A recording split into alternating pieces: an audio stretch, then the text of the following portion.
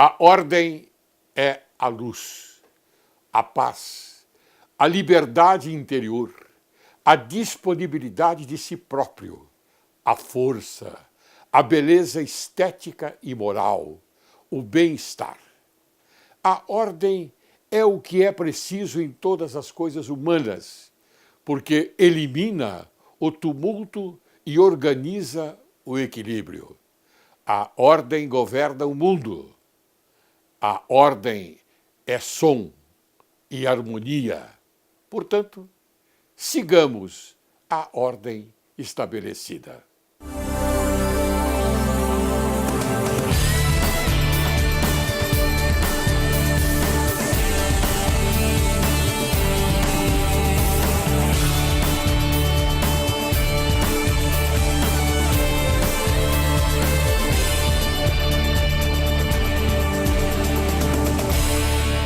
Direito e Justiça em Foco é o teu programa, é o Brasil, é o teu país.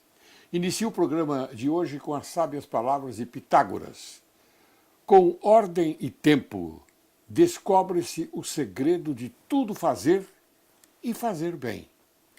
Hoje, Direito e Justiça em Foco apresenta a você, caríssimo telespectador, o Dr. Caio Augusto Silva dos Santos, que irá falar sobre o profissional de direito.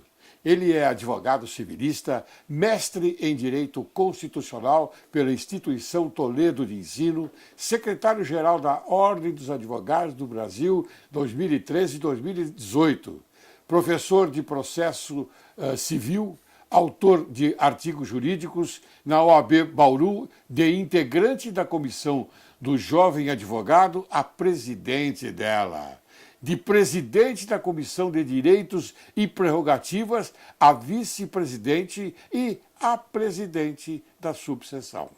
Da seccional, de professor da Escola Superior da Advocacia a coordenador de uma das regiões do Estado, de presidente da Comissão Estadual de Assistência Judiciária a secretário-geral da Ordem dos Advogados do Brasil de São Paulo. Meus parabéns, doutor Caio, e seja bem-vindo. Muito obrigado. Nós é que agradecemos a oportunidade de estar aqui para conversarmos um pouquinho sobre alguns temas. Muito bem, mas acontece que, Caio, com toda a sinceridade, posso chamar de você, de por Caio? Favor, por você favor. É tão jovem, rapaz. Por favor, doutor Laurênio, fique Aqui à vontade. você esteja à vontade. Muito obrigado. E a honra é nossa em receber você, porque sabemos que você é um excelente advogado, você é um excelente profissional do direito. É assim que nós temos que fazer. Convidar as pessoas que podem passar alguma coisa para a sociedade brasileira. Esta sociedade tão carente de informações. E você veio aqui exatamente para isso, para mim te mostrar, desculpe eu aplicar esse termo, te mostrar a nossa sociedade como um homem de bem, como um profissional de bem, como um profissional que, em primeiro lugar, merece a decência de ser patriota. Não há dúvida. Defendemos sempre que o respeito ao nosso país, ao nosso Estado e às nossas instituições são fundamentais para que todos nós possamos ter uma vida em sociedade adequada. Por isso, a importância do direito na nossa vida. Muito bem. Minha reflexão. Mantenha a amizade de seus amigos. Saiba retribuir com gratidão os benefícios que recebe. Não seja ingrato. Se de alguém recebeu benefícios, não o esqueça. Não o expulse da roda de sua amizade. É importante isso, né? Não tenha dúvida. Aprendendo sempre. Aprendendo sempre. Você sabe que até hoje eu aprendo. Não há dúvida. Eu tenho cabelos brancos, você ainda não os tem. Estou em processo de aprendizado constante. Tá certo, está em processo de progressão, não é? Exato. De progressão aos cabelos. Muito bem. Me diga uma coisa, Caio, o profissional de direito, o que significa isso, afinal? Porque nós, quando falamos do bom advogado, do advogado atencioso, do advogado que tem uma visão cuja intelectualidade é primorosa, nós sempre nos colocamos o profissional de direito. O que significa isso? Vamos explicar para a sociedade brasileira? Tem uma compreensão de que o exercício da função do advogado talvez seja um dos pilares de sustentação do próprio Estado Social Democrático de Direito. Não é sem razão que o artigo 133 da Constituição faz a ponderação de que o advogado é indispensável à administração da justiça, porque entendemos que ele faz a depuração do sistema. Na nossa compreensão, a maior autoridade de todas é o cidadão. E para que o cidadão fosse efetivamente respeitado nas suas visões de mundo, sobre tudo aquilo que ele vivencia ao longo da sua vida, era necessário que alguém fosse destacado para que esse cidadão pudesse ser respeitado, seja quando se defronta com outro cidadão ou mesmo quando se depara em uma reivindicação perante as autoridades constituídas. E aí surge o advogado, surge aquele que faz com que o cidadão seja ouvido, respeitado e possa se sentir efetivamente livre para dizer o que pensa, sem temer, sem ser atemorizado por quem quer que seja. Daí a essência da nossa profissão, do exercício da advocacia, e é preciso que todos compreendam a ponderação segundo a qual a sociedade é devedora da advocacia. E é devedora não porque nós, advogados, sejamos melhores ou piores do que quem quer que seja, mas porque nós cumprimos o nosso papel, o exercício do pesaroso munus público da advocacia, que é estar ao lado de alguém. Estar ao lado de alguém que precisa, às vezes, de tempo para reorganizar a sua vida e que precisa fazer com que todos o ouçam e compreendam na sua reivindicação. Por isso é que compreendemos o exercício da advocacia como um pilar de sustentação do Estado Democrático de Direito. Muito bem explicado, e isso e a sua dicção é muito boa pelo fato de que a sociedade não está acostumada a ouvir isto, não é? Porque a nossa missão aqui, como eu disse, é levar o melhor para a sociedade brasileira, para o jurisdicionado, não é? E agora, dentro dessa essencialidade que você muito bem colocou, a evidência de que você naturalmente transpôs, não é? Esta maneira de entender as coisas do advogado, do profissional do direito. Me diga, e a parte política é a mesma coisa? Quer dizer, você, por exemplo, é um excelente advogado. Então você tem a Ordem dos Advogados do Brasil e você quer, pelo menos, contribuir, não é, com a sua intelectualidade para os outros seus colegas. Então você vai procurar fazer política dentro da profissão. Como é que é isso? Penso que a função do advogado também é uma função política no contexto social. Por isso defendemos que o nosso órgão de classe, a Ordem dos Advogados do Brasil, precisa ter uma posição que nós nominamos de posição contramajoritária. A ordem não pode estar a reboque da manchete do dia seguinte, ela não pode se amedrontar para a espera de palmas ou reprovações. Sim. Nós precisamos cumprir o nosso papel. O papel não só de proteger a profissão, o exercício da advocacia, que por consequência é defender a cidadania, mas o papel também de se mostrar sempre presente em defesa da comunidade através do zelo pelo cumprimento das nossas regras constitucionais. E é assim que penso a nossa instituição. Uma instituição que não tenha medo de desagradar a quem quer que seja, mas que cumpra o seu papel. Uma instituição que não fique próxima ou tampouco a serviço de qualquer governo. A função da nossa instituição e do advogado deve ser compreendida como uma função de Estado.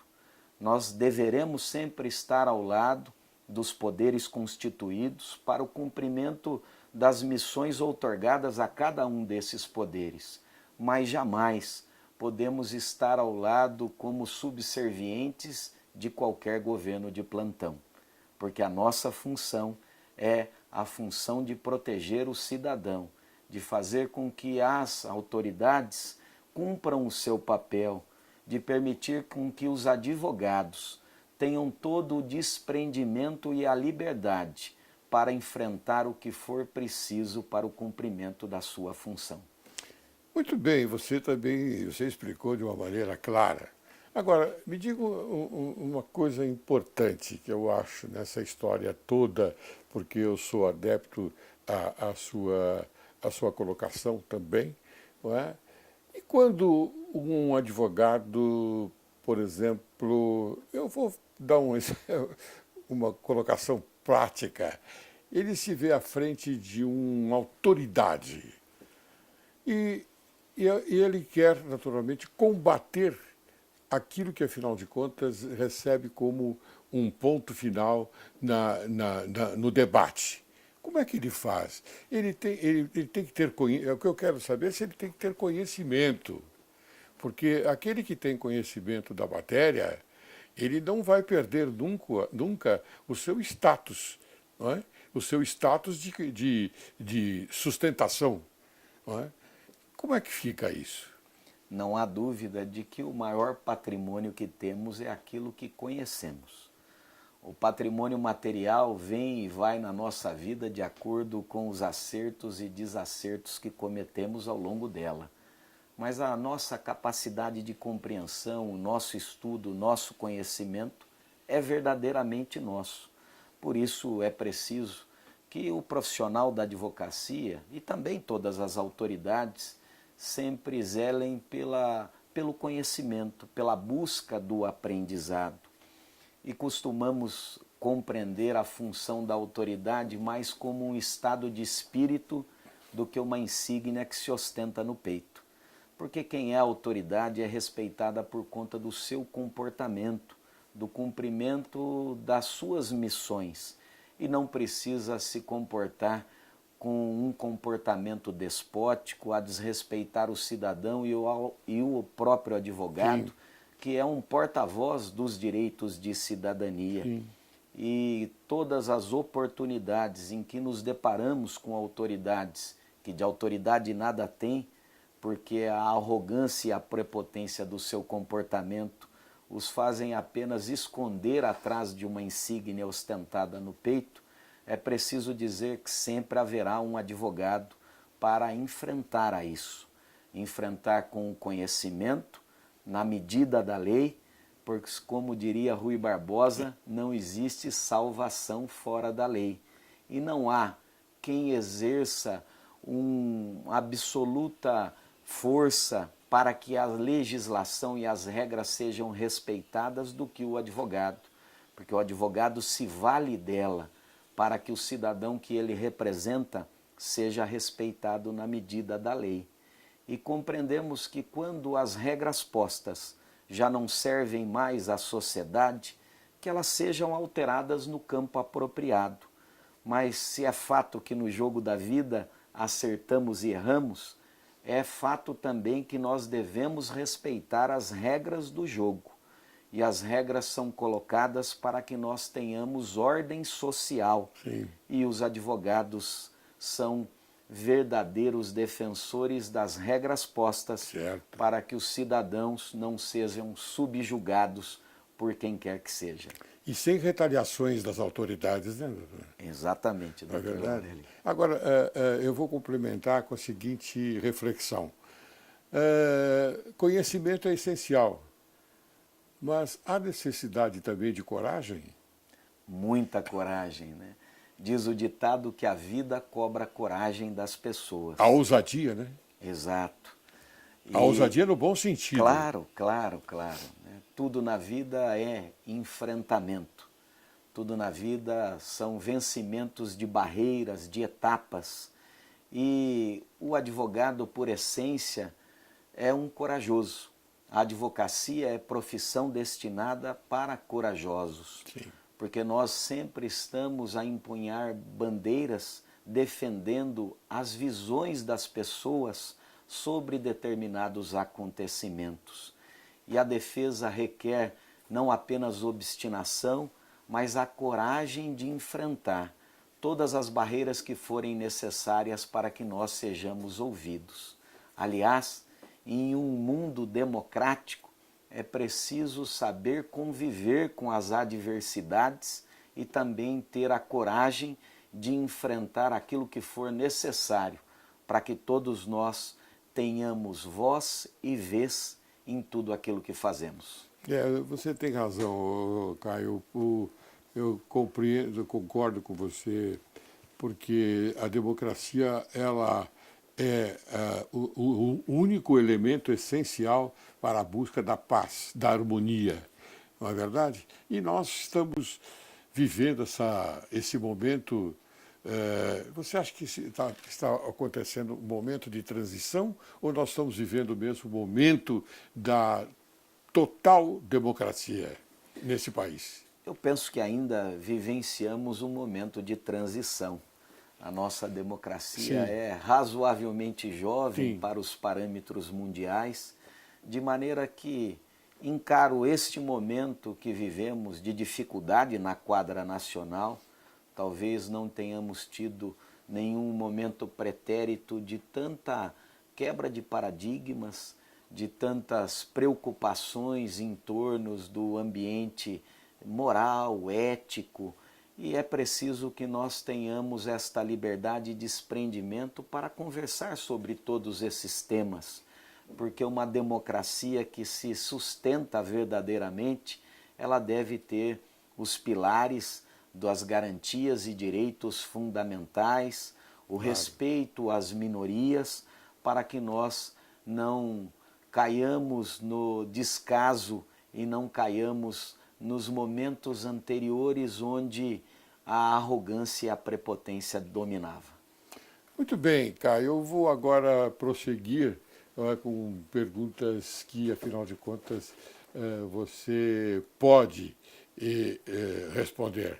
Pode porque a sua capacidade intelectual é fora do comum.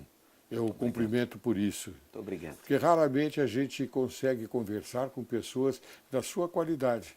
E isso é muito bom, porque é segurança.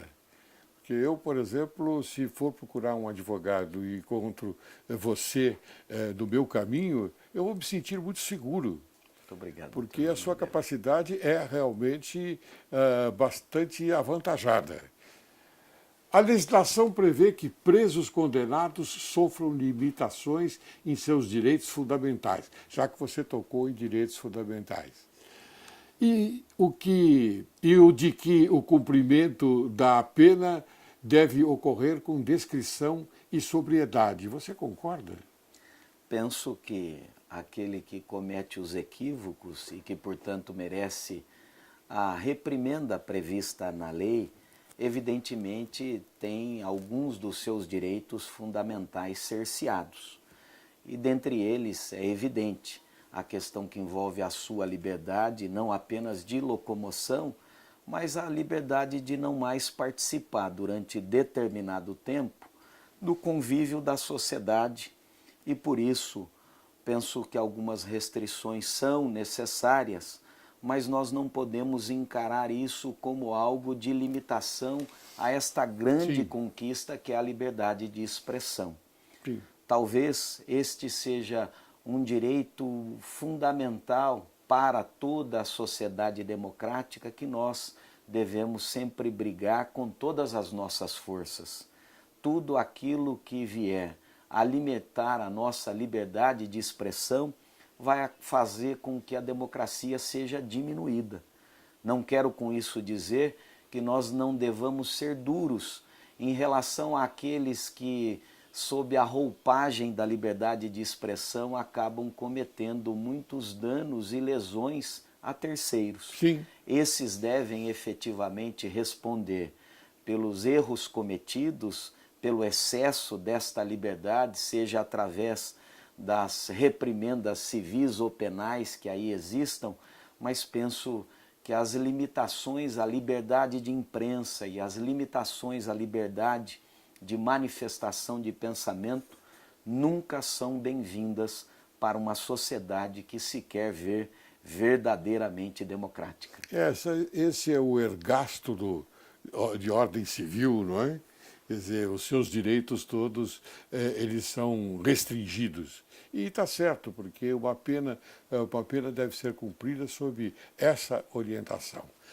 Muito bem, o Tribunal Superior Eleitoral vai usar a estratégia para ampliar a visibilidade das medidas que acenam contra a disseminação do fake news. Você entende que é necessário? Penso que sim, né? Hoje nós vivemos uma realidade virtual em tudo aquilo que fazemos, uma rapidez quanto à disseminação de informações e notícias, e sabemos o quão pesaroso são as consequências da disseminação de notícias falsas, não verdadeiras, que são utilizadas para denegrir a imagem das pessoas. Sim.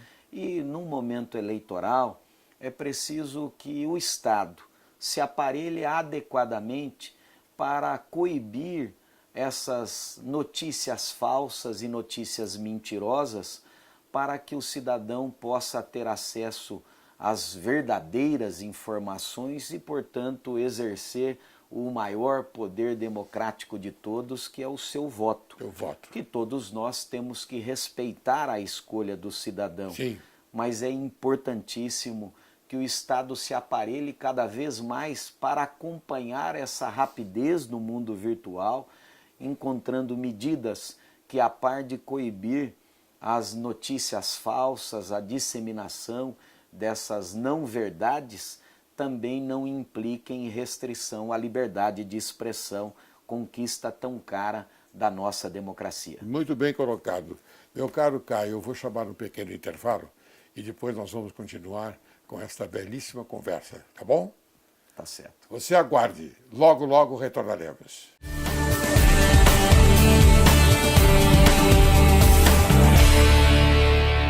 Olá! Hoje quero trazer uma reflexão a você que é pai e mãe e que anda passando por conflitos dentro de casa. Muitas vezes, apenas esfriar a cabeça já funciona o problema. Quando agimos com raiva, acessamos nosso cérebro primitivo. Por isso, é tão importante dar um tempo positivo, antes de solucionar um conflito. Este tempo, para se sentir melhor, permite acessar nosso cérebro racional. Não é eficaz tentar encontrar soluções sem que todos tenham se acalmado o suficiente. Este momento pede ainda mais esta reflexão. Obrigada e até o próximo programa.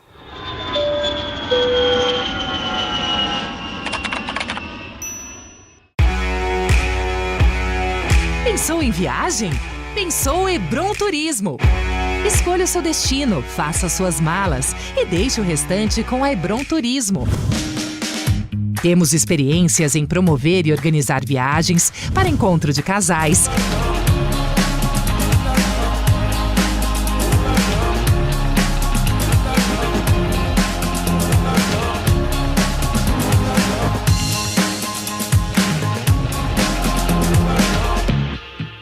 acampamento de jovens,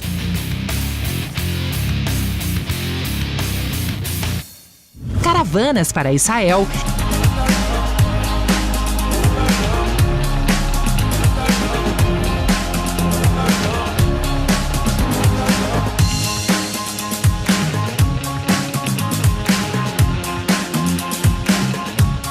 encontros de mulheres,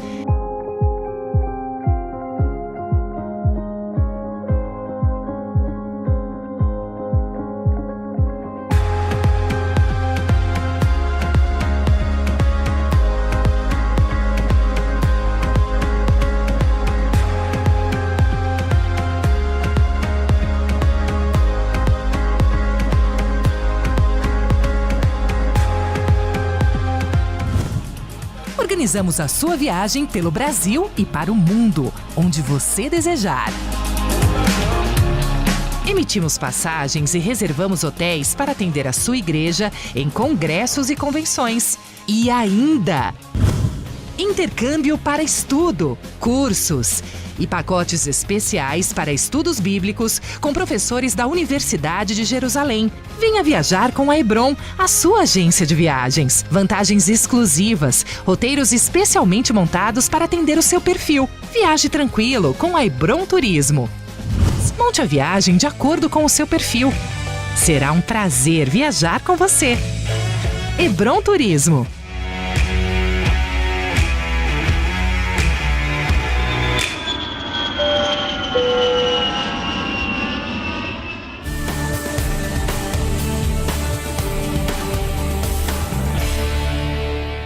Retornamos. Hoje conversando com o Dr. Caio Augusto Silva dos Santos, um excelente advogado civilista que veio nos dar a honra de conversar com você, caro telespectador, e transmitir informações excelentes e maravilhosas. Caio, eu vou prosseguir agora fazendo algumas perguntas e rápidas, para depois a gente chegar na pergunta principal que eu quero saber de você. Porque existe uma pergunta principal. Combinado. Quer que eu adiante? Fique à vontade. Sobre a reeleição da Ordem dos Advogados do Brasil. Mas antes eu vou perguntar para você quais são os efeitos das decisões do controle concentrado de constitucionalidade. São muitos os efeitos que observamos nas chamadas ações constitucionais, mas talvez o de maior significância no dia a dia vivenciado por nós profissionais do direito seja a questão envolvendo o efeito vinculante, para fazer com que todas aquelas discussões massificadas possam ter ao menos um direcionamento do Tribunal Superior, do Supremo Tribunal Federal, que é o competente para análise das questões constitucionais. Terceira e quarta instância. De uma certa medida é o que discutimos e vivenciamos, né? Isso. Não obstante o fato de que os tribunais superiores não possam ser compreendidos como novas instâncias, né? Tem apenas o efeito de unificação da interpretação tanto da Constituição quanto da legislação federal.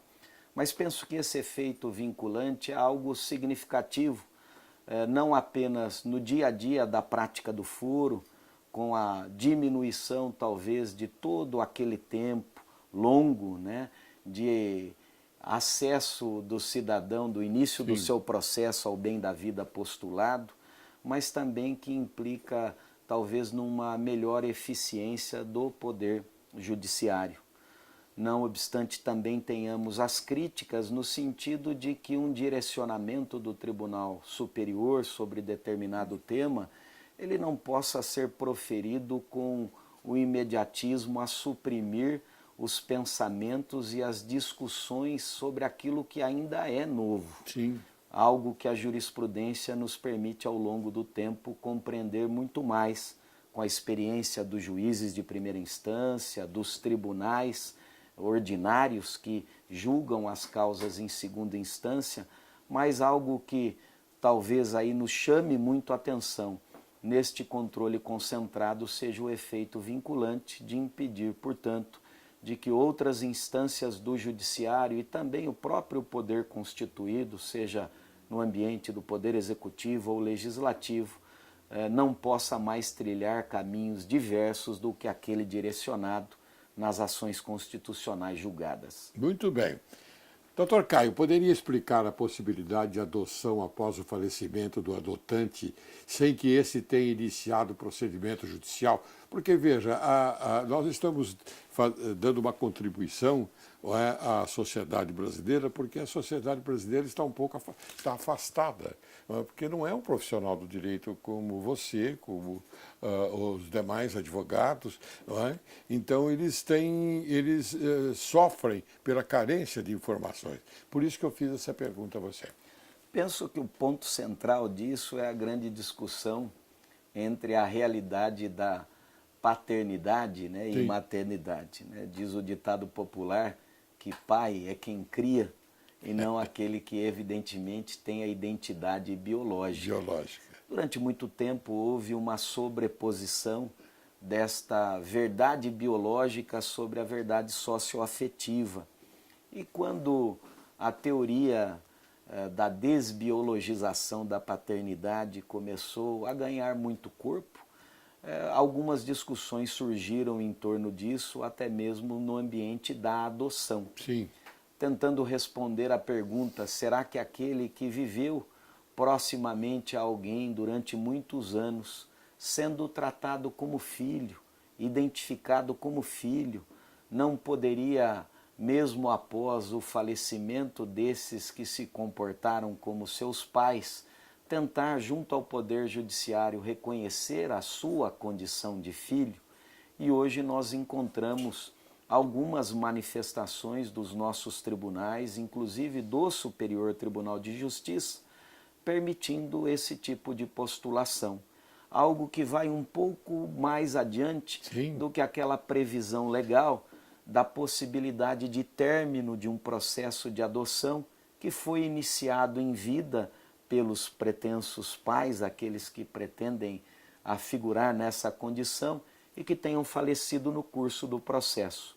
Esta nova ideia, este novo impulsionamento está um pouco além, permitindo que até mesmo naquelas ocasiões onde nós não tenhamos vivenciado o início de um processo de adoção, aquele que viveu sob a roupagem de filho possa fazer uma postulação junto ao Poder Judiciário para ver reconhecida a sua condição de filho, como se uma adoção póstuma estivesse ocorrendo. Isso somente a provocação, naturalmente, através do advogado habilitado, que se pode fazer. Provocação ao judiciário. Exatamente. Porque o judiciário não pode espontaneamente, não é, tomar essa decisão. Não. Tem que ser sempre provocado. Penso que há uma provocação necessária através de uma ação judicial por um advogado habilitado. Sabe por que eu fiz essa interferência, Caio?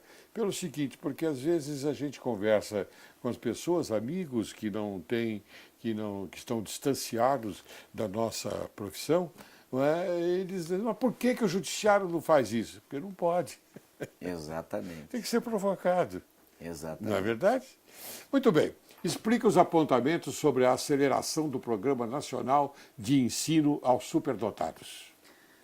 A questão que envolve o conhecimento, entendemos que nós não podemos impor limitações àqueles que demonstrarem capacidade intelectual que lhe permita vencer etapas, às vezes lhe permitindo ter acesso a um ensino que possa cada vez mais estimular a sua inteligência. Sim.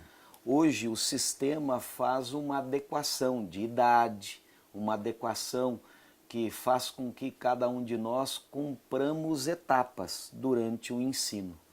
Mas imagino e penso de que nós não possamos cercear o direito daqueles que, demonstrando capacidade intelectual, tenham condições de diminuir a sua etapa temporal para demonstrar o seu conhecimento. Daí porque sustentamos que os nominados superdotados possam ter acesso ao ensino num tempo mais curto do que aqueles que dependam de um pouco mais de tempo para o término dos seus estudos. Muito bem. Bem, doutor Caio, eu, durante todo esse tempo que nós estamos conversando, eu senti, não é, uma certa, com muito orgulho também, uma certa pretensão da sua parte na carreira de advogado, quer dizer, na carreira política do advogado. Quer dizer, o advogado ele sai, não precisa sair da estabilidade da sua profissão, mas ele quer se dedicar também à carreira política. E eu tenho notado que sabe que eu já fui conselheiro da Ordem dos Advogados do Brasil? Que bom, parabéns. Fui presidente parabéns. da Comissão de Prerrogativas. Parabéns. Aquela parabéns. época, lá atrás, 1990, por aí. Somos devedores do seu trabalho. Olha, muito obrigado. Você é muito gentil. Mas eu tenho notado, desde essa época, que as mudanças no comando da Ordem dos Advogados do Brasil, ela não é tão generosa, ela é um pouco tímida. Aliás, bastante tímida, não um pouco, bastante tímida.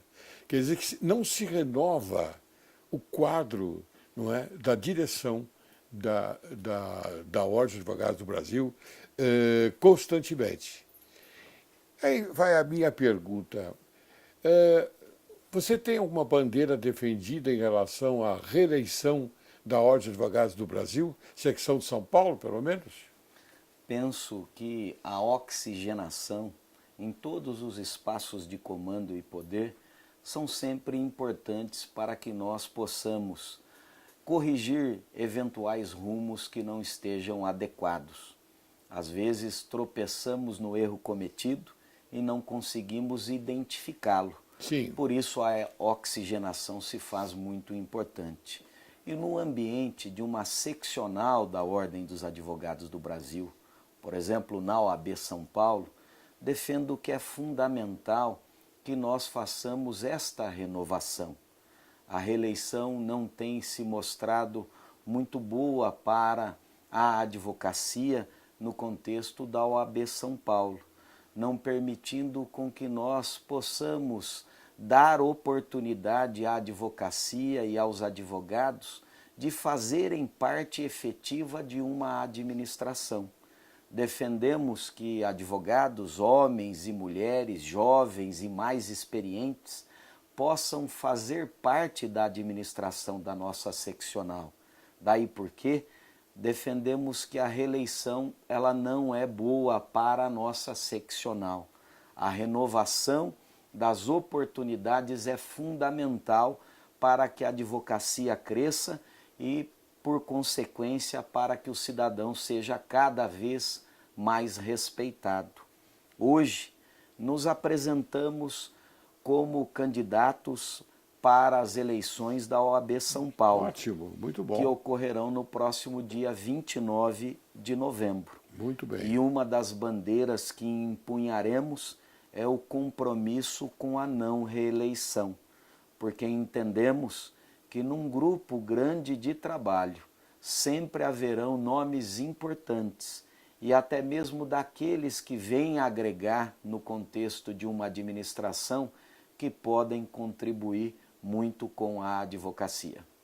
Muito bem, eu acho que essa colocação é importantíssima, porque é a renovação. É a mesma coisa, por exemplo, que da nossa política brasileira. Você tem que também fazer essa renovação, você tem que mudar as cabeças, as ideias, outras ideias novas, não é? E como você bem coloca, não é? Dar oportunidade também àqueles que, afinal de contas, podem contribuir mais ainda com a secção de São Paulo na Ordem dos Advogados do Brasil.